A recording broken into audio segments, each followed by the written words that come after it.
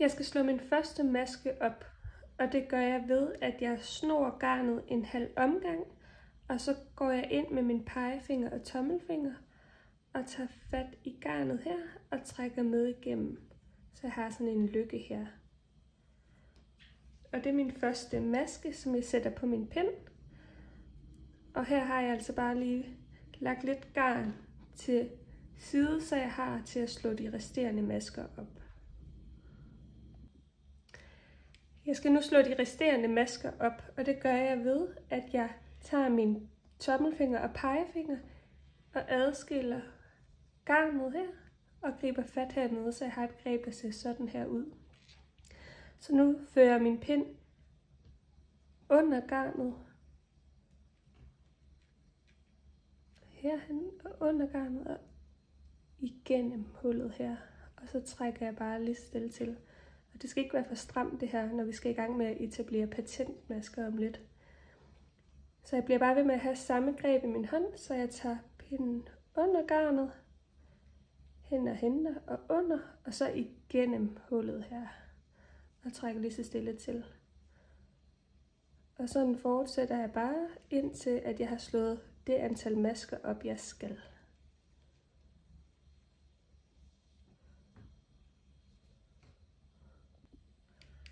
Nu skal jeg have etableret mine patentmasker, og jeg har lige slået mine resterende masker op, og første pind altså fra vrangsiden. Så måden man gør det på, er at vi starter med at strikke en kantmaske, som er en helt almindelig retmaske. Og det gør vi hver gang ved vores første og sidste maske på pinden. Så der var der en ret. Så nu skal jeg i gang med at lave en patentmaske. Og det gør jeg ved, at jeg slår mit garn om pinden, hvor jeg tager pinden bag ved garnet. Og så går jeg ind i den næste maske, hvis det var en vrangmaske, og tager den løst af og flytter hen på min pind. Så nu har jeg altså en maske til at lægge her og et omslag her.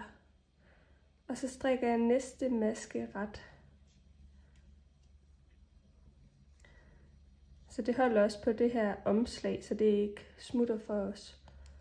Så igen, så tager jeg pinden under garnet og går ind i næste maske, som hvis det var en vrangmaske, og løfter den løst af. Så jeg igen har en maske og et omslag liggende her, og så strikker jeg næste maske ret. Og sådan fortsætter jeg, indtil jeg kommer ned til min kantmaske.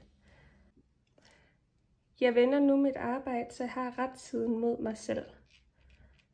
Og nu skal jeg altså strikke videre i det her patentmønster. Og den første maske på pinden er vores kantmaske, og den starter vi med at strikke ret. Næste maske på pinden er en patentmaske, og vores patentmasker kan vi genkende på, at de ligger sammen med et omslag. Så der ligger altså en patentmaske her, så ligger der en almindelig vrangmaske, og en patentmaske igen, fordi den ligger her med et omslag, vrangmaske, patent og så videre.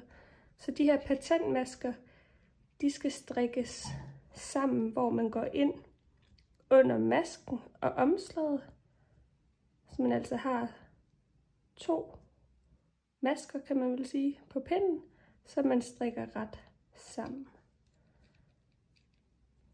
Næste maske er en vrangmaske, og her skal vi lave et omslag. Så der tager jeg pinden under garnet, ind i masken, som når man strikker vrangmasker, og så trækker jeg det hen på den anden pind. Næste maske er en patentmaske, så den strikker jeg ret sammen med omslaget. Sådan. Og næste maske skal jeg lave et omslag. Og ind i masken vrangt og trækker løst af. Og sådan fortsætter jeg hele vejen til jeg har strikket alle mine masker. Jeg har nu næsten strikket min første retpind med patent. strikker lige den sidste patentmaske og min kantmaske ret sådan. Så nu har jeg altså stadig retsiden mod mig selv. Der er det en god idé, at man lige sætter en maskemarkør for at kunne kende forskel på retsiden og vrangsiden. Sådan, så nu ved jeg, at der hvor min maskemarkør er, det er min retside. Og nu vender jeg egentlig bare mit arbejde om og fortsætter. Så jeg strikker min kantmaske ret, og ved min vrangmaske laver jeg et omslag, går ind i masken vrangt og trækker af, og strikker min patentmaske ret. Og sådan bliver jeg bare ved. Så en god huskeregel er, at alle patentmasker er dem, hvor der er en maske med et omslag, og de skal strikkes ret. Og alle vrangmaskerne skal have et omslag og tages vrangløst af. Jeg har nu strikket frem og tilbage i mit patentmønster på mit rygstykke, og vil nu vise, hvordan man tæller sine patentmasker. Og det gør man fra retsiden af, så jeg har nu retsiden vendt mod mig. Og så skal jeg have talt alle de her masker, der ligner retmasker. Og der tæller jeg den maskerække, der ligger lige ved siden af kantmasken her. Så jeg tæller altså den her række.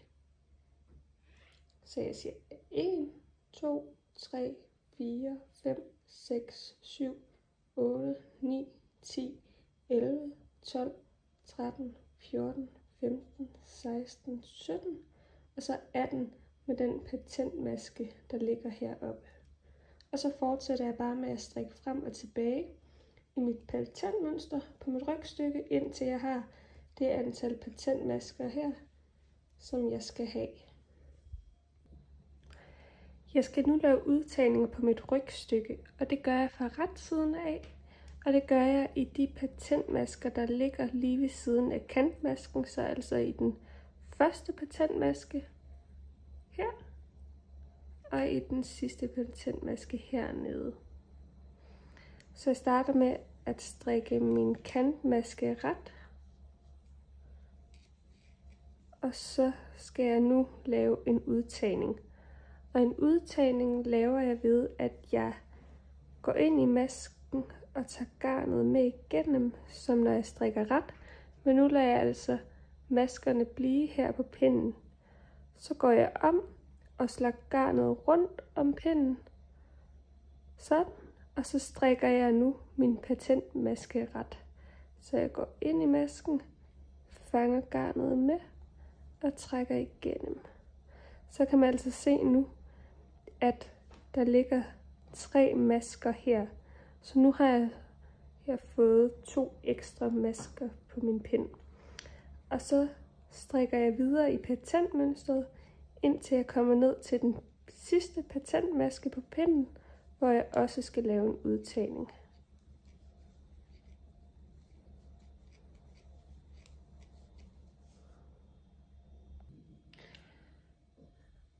Når jeg fra vrangsiden skal strikke de her nye masker, jeg fik lavet, da jeg lavede udtagninger på min retside, så skal jeg egentlig bare strikke dem ved at fortsætte i patentmønstret.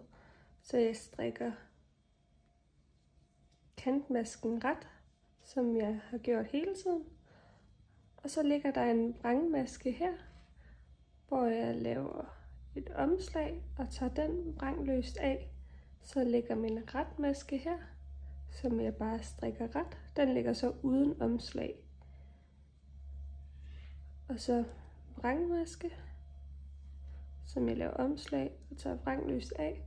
Og så fortsætter jeg bare i patentmønstret og strikker som maske viser.